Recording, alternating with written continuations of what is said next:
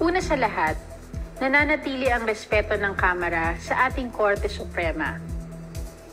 Ang Kamara, matapos ang masusing pag-aaral, ay maghahain ng motion for reconsideration dahil ang desisyon na nagsasabing ang Articles of Impeachment ay ipinadala sa Senado ay barred or unconstitutional, ay nakaangkla sa mga factual premises o findings na mali at salungat sa opisyal na record ng Kamara.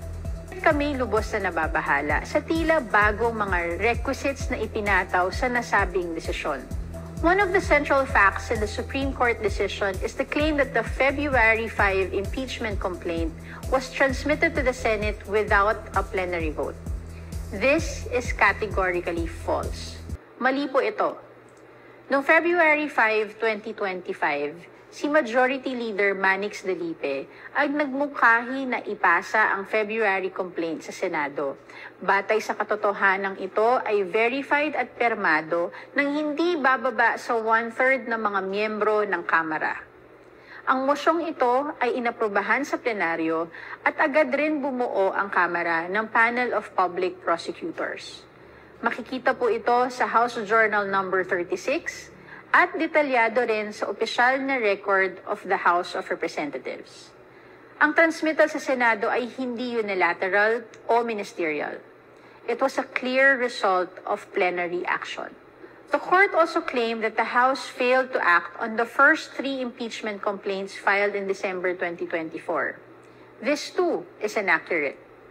Sa parehong araw na inaksyonan ang February complaint, bumoto rin ang Kamara sa plenaryo na i-archive ang 3 impeachment complaints na inihain noong December.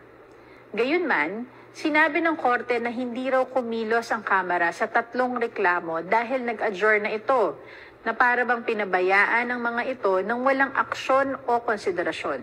Ito ay malinaw na salungat sa opisyal na record at sa mga dokumentong isinumite mismo sa Korte Suprema. The conclusion drawn by the Supreme Court that the February complaint violated the 1-year bar is therefore grounded on a factual and procedural inversion. Ang pinakabatayang saligan ng desisyon kung saan umikot ang mga legal pronouncement ng Korte ay mali. Hindi isinama ang plenary vote, mali ang pagbasa sa timeline ng mga kilos ng Kamara, at mas pinaniwalaan ang isang news article kaysa sa House Journal at opisyal na report na isinumite mismo sa Korte. The Supreme Court also invalidated the Articles of Impeachment on the ground of due process. Ayon sa Korte, kahit ang reklamong permado na at verified ng 1/3 ng mga miyembro ay kailangan pa rin basahin ng bawat pumirma at pagkatapos ay i-refer muli sa plenaryo upang pagbotohan. Dapat din daw ay nabigyan ng kopya at pagkakataon ng respondent na sagutin ang reklamo bago ito maisumite sa Senado. Ngunit wala pong ganitong rekisito sa ating konstitusyon o sa mga rules ng Kamara. Sa madaling salita, nagbigay ang Korte ng panibagong patakaran na wala naman sa umiiral na batas. Pinawalang bisa nila ang Articles of Impeachment base sa mga bagong pamantayan ng due process para sa respondent. Meron po tayong tinatawag na Doctrine of Operative Facts. Ibig sabihin, kung sinunod ang batas na umiiral sa panahon ng pagkilos, maituturing na legal or valid ang pagkilos. Ang Kamara ay pinarusahan dahil sinunod namin ang Francisco at Gutierrez rulings, mga pasya na galing din sa Korte Suprema.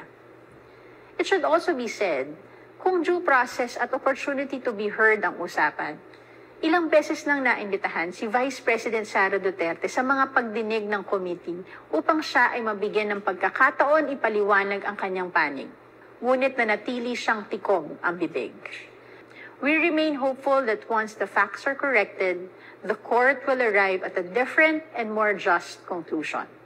We remain hopeful that once the facts are corrected, the court will arrive at a different and more just conclusion.